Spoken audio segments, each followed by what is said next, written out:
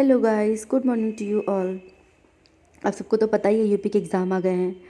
तो एकदम मैं रात में थोड़ा जल्दी ही सो गई, तो मैं इस टाइम मेरा अलार्म बज गया, मैं एकदम इस टाइम पे उठ गई। बज रहे इस टाइम 3:30। दिल्ली में ठंडी तो इतनी ज़्यादा है, 7 डिग्री टेम्परेचर में पूरी गलन हो रही है। और एक्चुअली मेरे रूम में पत्थर पत्थर हर जगह है, तो और ठंडा लग रहा है। मैं सोची सुबह सुबह तो खुद से पढ़ने से तो नींद आने वाली है। तो ये जितने माइनर्स एक्ट्स ऐड हुए ना, तो मैं सोची कि एक एक करके ऑनलाइन ऐसे ही पढ़ लेती हूँ। खुद से पढ़ूंगी तो उतना शायद समझ में नहीं आएगा। तो मैंने यूट्यूब पे ये लिंकिंग क्लॉज के इन्होंने डाले हुए थे, आरजीएस के टाइम में, शायद पेपर के टाइम, तो मैंने वहीं से कर लिया। एक्चुअली सिलेबस में ही लिखा हुआ है कि basic understanding of the social acts. तो मैंने ऐसे ऊपर पर से फर्स्ट टाइम ऐड हो रहा है, तो बहुत डीप तो कुछ आने वाला है नहीं इसमें। तो जो भी रिसेंट इसमें दो भी केस वगैरह आए हुए थे वो थोड़ा देख लिया। और जो इम्पोर्टेंट केसेस थे वो मैंने यहाँ से इम्पोर्टेंट सेक्शंस जो थे वो मैंने यहाँ से देख लिया। और एक्चुअली 37 सेक्शन थे सारे, तो एग्ज़ाम के लिए इंपॉर्टेंट थे नहीं। तो जो जो इंपॉर्टेंट थे वो मैं 1.5 घंटे की इनकी वीडियोज़ है, उसमें पूरे मेरे एक एक्ट पूरा ख़त्म हो गया। 2-3 पेज के छोटे छोटे वैसे मैंने नोट्स बना लिए ताकि लास्ट टाइम रिवाइज़ कर पाऊँ। और बैक्स तो है ही, बहुत ऊपर ऊपर से मैं पढ़ रही थी, क्योंकि बेसिक अंडरस्टैंडिंग है, तो उतना तो अगर एग्ज़ाम में ऊपर ऊपर से आता है सेक्शन बाय सेक्शन, तो उतना तो हो जाएगा। तो जिसको अच्छे से पढ़ना हो जा सकते हैं, बट जिसके पास टाइम नहीं हुआ ऐसे ऐसे करके पढ़ सकते हैं, वो भी एग्ज़ाम के लिए काफ़ी हेल्पफुल होगा।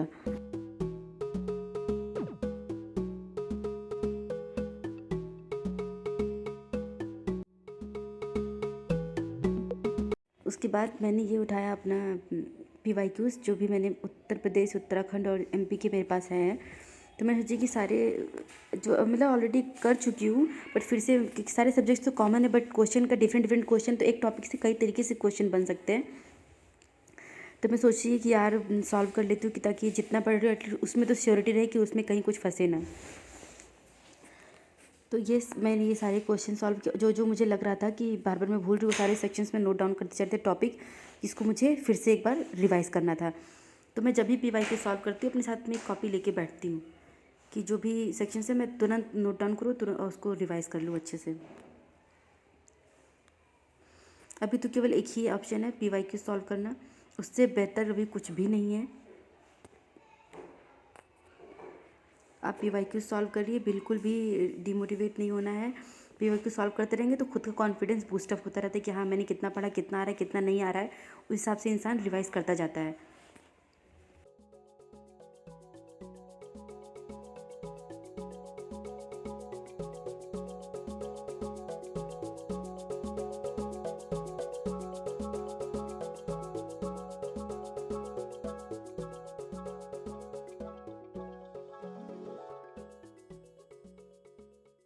उसके बाद थोड़ा नाश्ता पानी करने के बाद मैंने स्टार्ट किया अपना CRPC। एक्चुअली स्टार्टिंग के तो जैसे 1 to 100 200 तक सेक्शंस ना थोड़े से रिवाइज होते रहते हैं और याद भी रहते हैं, बट जो पीछे वाले जितने पोर्शंस हैं ना, जैसे बेल के प्रोविजंस हो गए, ये ये हाई कोर्ट वगैरह का कुछ उसमें हो गया, सेशन कोर्ट का ट्रायल हो गया, ये सब थोड़ा थोड़ा कभी कभी लगता है कि हाँ बार बार भूल रही हूँ करके। तो ये मैंने अभी जो मैं स्टार्ट कर रही हूँ रिवीजन, तो मैं सब रिवीजन पीछे से स्टार्ट कर रही हूँ, क्योंकि आगे के सेक्शंस फिर भी थोड़े हैं दिमाग में रहते हैं।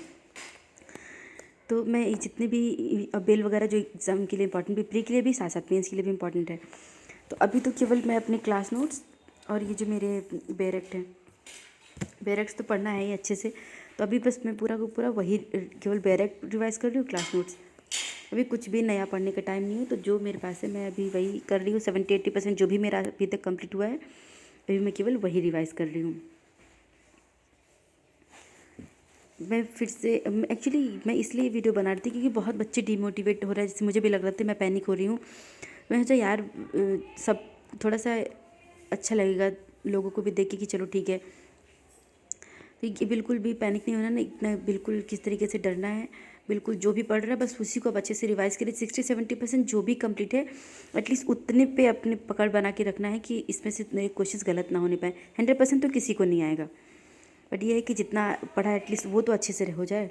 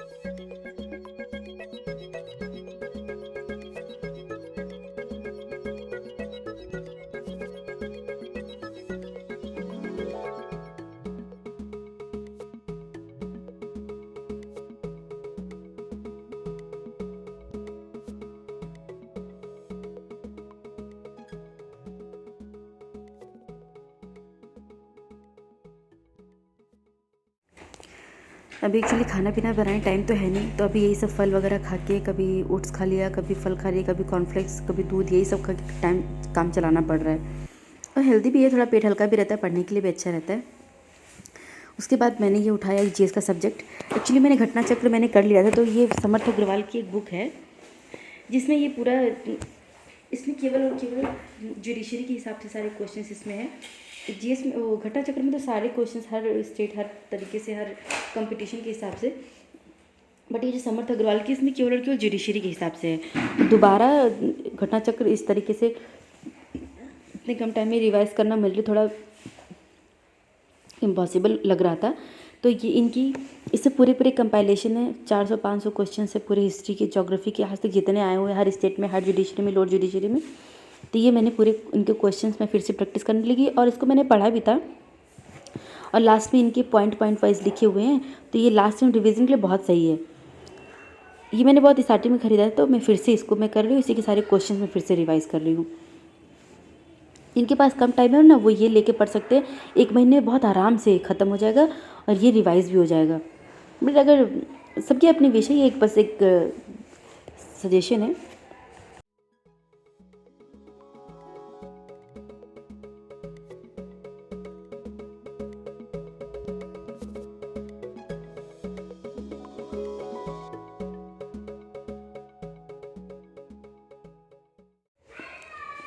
एक्चुअली ठंडी की वजह से मेरे बैकबोन में इतनी दिक्कत हो रही है, मुझे थोड़ी सी बैक की प्रॉब्लम पहले से भी थी।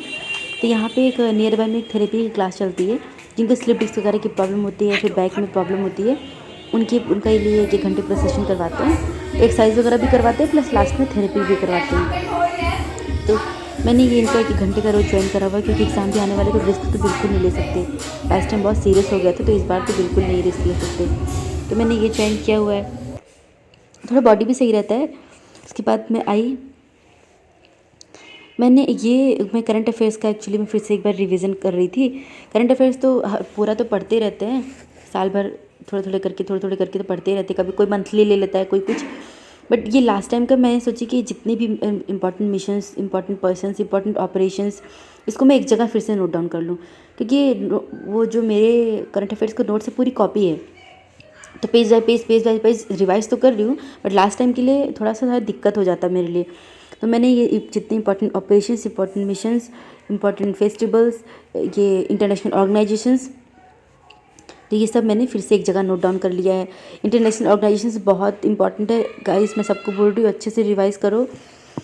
ये समिट वगैरह पूछता है, इसका इस्टेब्लिशमेंट भी पूछ लेता है, रिसेंट समिट कहाँ हुआ, सब कुछ पूछता है, तो इसको अच्छे से रिवाइज करो। इंटरनेशनल ऑर्गेनाइजेशन से जीएस में भी आ जाता है, लॉ वाले भी पेपर में भी आ जाता है। तो करंट अफेयर्स नहीं छोड़ना है, keep on revising current affairs.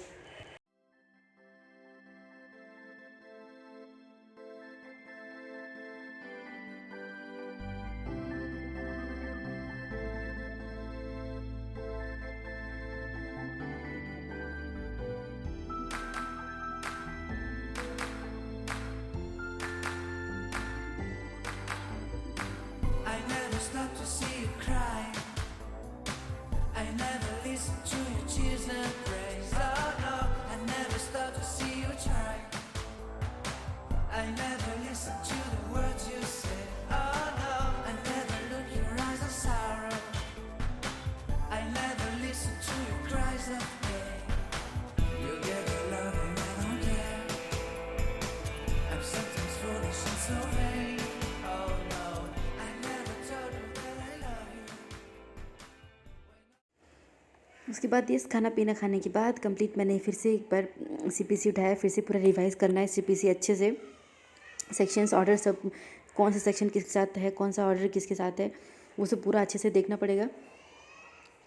तो मैं फिर से जो वही सेम जो सीपीसी के जो स्टार्टिंग के पोर्शन है वो तो बहुत अच्छे से 70 तक तो सेक्शंस बहुत अच्छे थे। उसके बाद फिर ये जो सप्लीमेंट्री प्रोसीडिंग्स हो गए, रेफरेंस हो गए, रिव्यू, रिवीजन, ये सब मुझे फिर से एक बार देखना था। इंटरलोक्यूटरी ऑर्डर्स, तो मैंने बेरेक्ट से प्लस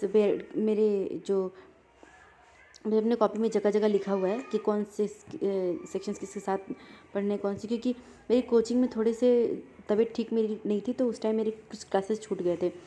तो स्टार्टिंग में मैंने खुद के भी कुछ बनाए हुए नोट्स थे, तो वो मैं रखी हुई थी। तो मैं अभी वही बस इम्पॉर्टेंट पार्ट जो है बस मैं अभी वही रिवाइज़ कर रही हूँ। उसके बाद फिर ये मैंने कोचिंग के कुछ मटेरियल्स जो मैंने पढ़ा था उसमें जो अंडरलाइन मैंने किया था उसको फिर से वो फटाफट मैंने रिवाइज़ किया। रिवीजन अभी केवल और केवल रिवीजन करना है। उसके बाद PYQs इसमें भी लास्ट में दिए रहते हैं, तो रिवीजन किया, उसके बाद क्वेश्चन भी सॉल्व करके प्रैक्टिस भी हो गई। तो गाइस ये आप पढ़ते भी रहिए, साथ साथ क्वेश्चन भी सॉल्व करते रहिए। अभी तो केवल PYQs पे ज़्यादा इम्फेसिस PYQs पे करना है। बिल्कुल पैनिक नहीं होना है, जितना आप क्वेश्चन सॉल्व करते रहेंगे उतना बेनिफिशियल होगा आपके लिए, उतना ही कॉन्फिडेंस बूस्टअप होता रहेगा, समझ में आता रहेगा कि क्या पढ़ रहा है, क्या मुझे और पढ़ना है, किस पे थोड़ा और ध्यान देना है। But honey, if you ever leave me, I'll never make it up, okay? Oh no, oh no.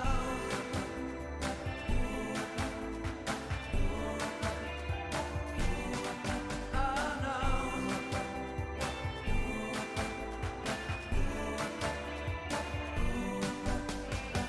I'll never leave you anyway. I'll never ever let you go. Oh no, I'll never care about the rain. So forgive me if I can say I'll never ever let you cry. I'll never ever let you cry. I'll never stop to let you try. I'll never stop to let you try. I'll never ever let you go. Yes guys, ये था आज का मेरा पूरा सेशन। If you have any query you can drop your comment in the comment box. Till then like, comment, share, subscribe to my channel. मिलते हैं आपको नेक्स्ट ब्लॉग में। Thank you so much, bye bye.